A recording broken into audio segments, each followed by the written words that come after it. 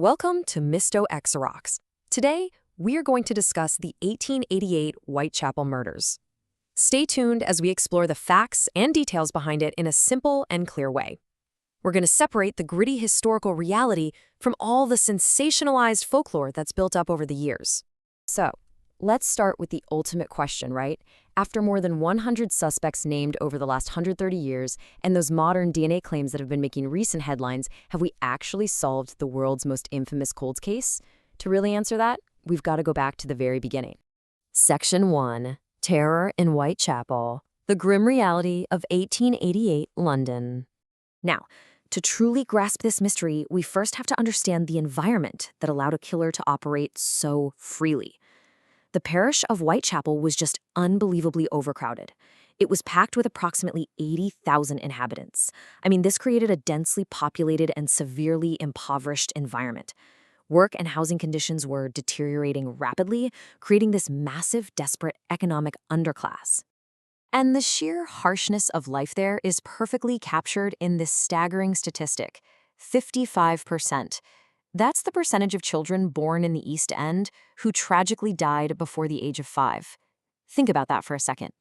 Survival here wasn't a guarantee. It was a brutal, daily struggle for existence. Daily life really painted a bleak picture. Whitechapel had 233 common lodging houses where thousands of people slept every single night in cramped coffin beds that cost just 4 pence. Endemic poverty drove so many women to prostitution just to survive. The police actually estimated there were 1,200 women working in this trade across 62 known brothels. Throw in widespread robbery, violence, and alcohol dependency, and, well, it was unfortunately the absolute perfect stage for a predator to easily target the most vulnerable. Section 2. The Canonical 5. The True Victims of 1888. So, while the police investigated 11 murders in the area, experts definitively link 5 women to a single killer. This timeline shows a rapid, horrifying escalation. It kicks off on August 31st with Marianne Nichols, followed in September by Annie Chapman. Then you have the infamous double event on September 30th, where Elizabeth Stride and Catherine Eddowes were murdered on the exact same night.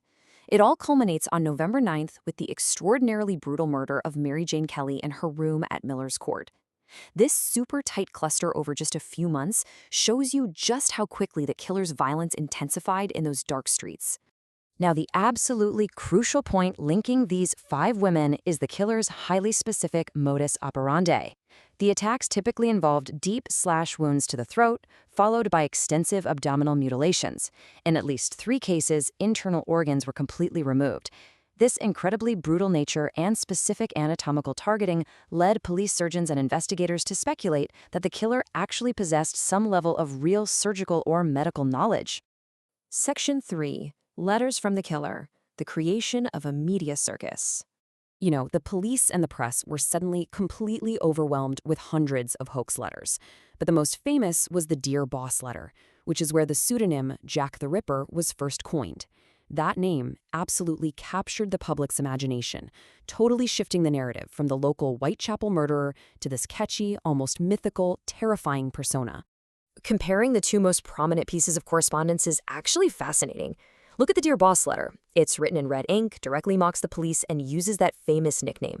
Conversely, the From Hell letter didn't use the Ripper name at all. It showed much slower literacy, cramped formatting, and get this, it was mailed directly to George Lusk of the Whitechapel Vigilance Committee, accompanied by half of a preserved human kidney. No way, right? While Dear Boss is widely considered a hoax today, the From Hell letter is taken far more seriously by researchers, mainly because of that horrifying physical evidence. But the story gets even darker when you look at the press's involvement. Decades later, in 1931, a journalist named Fred Best reportedly confessed that he and a colleague at the Star newspaper had completely fabricated the letters signed Jack the Ripper. Why? To heighten interest in the murders and, quite literally, keep the newspaper business alive. Meaning the infamous persona that we all know today might have been nothing more than an early, sinister example of clickbait. Section 4. A Multitude of Suspects. 130 Years of Theories. Over the past century, the suspect list has ballooned to over 100 names. And man, the theories vary wildly. We've got Karl Feigenbaum, a German merchant seaman who was later executed in New York. There's Charles Allen Lechmere, the local van driver who actually found the first victim's body. Then there's Montague John Druitt, representing the theory of an educated, upper-class killer venturing down into the slums. Oh, and Michael Ostrog, a Russian criminal, plus George Chapman, a known wife poisoner. From local workers to foreign sailors, so many names have been put forward, but to this day, none have been conclusively proven. Section 5. The Case for Kosminski. Modern Science Meets Historical Marginalia. Okay, let's dive into Aaron Kosminski. He was a Polish-born immigrant living right there in Whitechapel, and he was around 23 years old during the murders. A hairdresser by trade, he suffered a severe mental decline. Medical records show he experienced auditory hallucinations, believed a guiding instinct controlled his mind, and was even known to eat bread straight out of the gutter. His deterioration eventually led to him being committed to a lunatic asylum. So you might be asking, why him? Well, his file caught the eye of some very high-ranking officials. In his 1910 memoirs, Assistant Commissioner Sir Robert Anderson went on the record, claiming the police actually knew the identity of the killer. He stated that a witness had unhesitatingly identified a Polish Jew, but just refused to testify against him. Anderson wrote it was a definitely ascertained fact, but crucially, he didn't give a specific name in his book. And we didn't know exactly who Anderson meant until way later in 1987. That's when the private copy of his book, belonging to Chief Inspector Donald Swanson, was made public. Swanson was the officer literally tasked with assessing all the information on the Ripper case. And right there, in penciled marginalia, Swanson emphatically concluded, Kosminski was the suspect. The Kosminski theory actually exploded into modern headlines once again pretty recently. In 2019, forensic scientists claimed that DNA found on a blood-stained silk shawl, which was supposedly recovered from the murder scene of Catherine Eddowes, pointed directly to Aaron Kosminski. Newspapers everywhere declared the case was finally closed, but is it really? Before we permanently close the book on this, we've got to look at the facts against him. Historical asylum records explicitly state Kosminski was not a danger to others, and they never officially classed him as homicidal. That's a massive contradiction if he were the most brutal killer in London, right?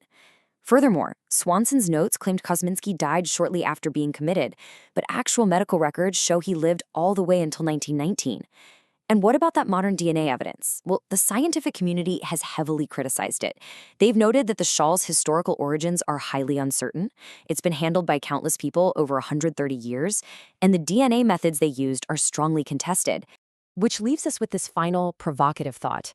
If the DNA evidence is flawed and police files contradict medical records, will the true identity of the Whitechapel murderer remain lost in the fog of history forever? As we wrap up this explainer, we are left wondering if the truth was simply buried with the victims. Thank you for visiting us, and always remember, stay away from becoming part of any mystery. End of conversation.